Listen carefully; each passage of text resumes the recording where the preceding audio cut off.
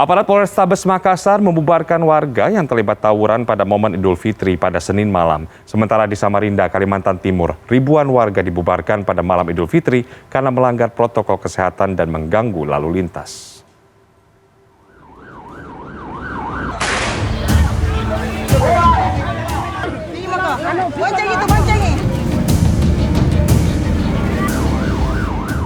Dua kelompok warga di Kota Makassar, Sulawesi Selatan terlibat tawuran di Jalan Menginsidi Baru. Warga Jalan Menginsidi Baru dan warga inspeksi kanal tersebut langsung bubar setelah melihat kedatangan tim gabungan dari Polrestabes Makassar dan Polsek Makassar pada Senin malam.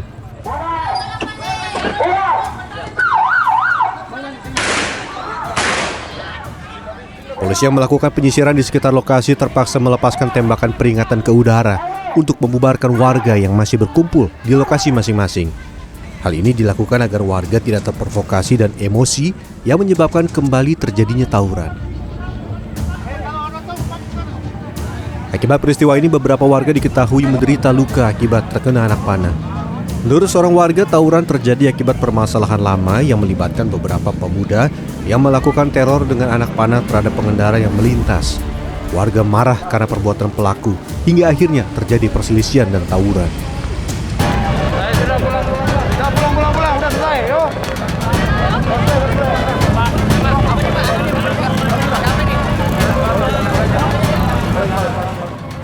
Ribuan warga yang merayakan peringatan malam Idul Fitri di Samarinda, Kalimantan Timur dibubarkan polisi. Selain melanggar protokol kesehatan, aksi masyarakat turun ke jalan mengganggu lalu lintas. Akibat kejadian ini, Kepala Polresta Samarinda dan pejabat utama TNI meminta warga meninggalkan lokasi dan kembali ke rumah masing-masing. Namun jumlah personil yang terbatas dan banyaknya warga yang berada di lokasi membuat imbauan Kepala Polresta Samarinda tidak diindahkan. Meski begitu, petugas bertindak tegas sehingga warga Jalan Lambung Mangkurat akhirnya kembali ke rumah masing-masing setelah diminta aparat kepolisian. Tim Liputan CNN Indonesia.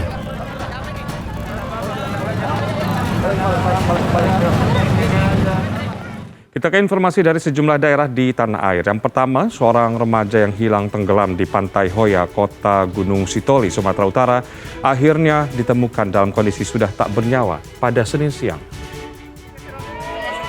Korban ditemukan 200 meter dari lokasi awal tenggelam, sementara teman korban telah ditemukan sebelumnya pada Minggu. Kedua korban masing-masing Andi Firanto Hareva dan Erlin Firlanata Hareva adalah warga desa Hilimbowo Olora, Kecamatan Gunung Sitoli Utara. Mereka tenggelam saat memancing ikan di sekitar dermaga pada Minggu. Jasad mereka telah diserahkan kepada keluarga.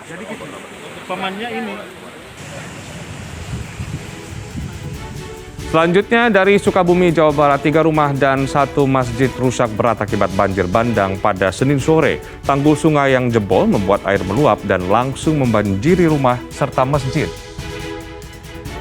Detik-detik banjir menerjang 3 rumah dan 1 masjid di Kampung Ciuyuhan, Desa Taman Jaya, Kecamatan Cimas, Kabupaten Sukabumi pada Senin sekitar pukul 4 sore terekam kamera warga. Hujan deras pada Senin sore menyebabkan tanggul Sungai Cikalong jebol dan air meluap ke permukiman warga.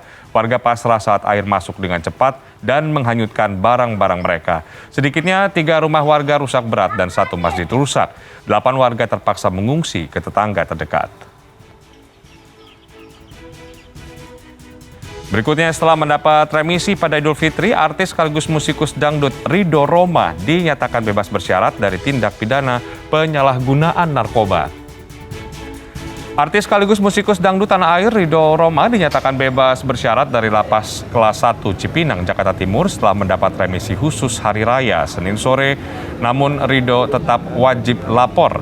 Putra Raja Dangdut Rhoma Irama itu mengaku mendapat pembinaan yang baik dari petugas di dalam lapas. Hal pertama yang akan ia lakukan setelah bebas adalah melepas rindu dengan keluarga di rumah. Ridho pun mengatakan berencana kembali terjun ke dunia musik.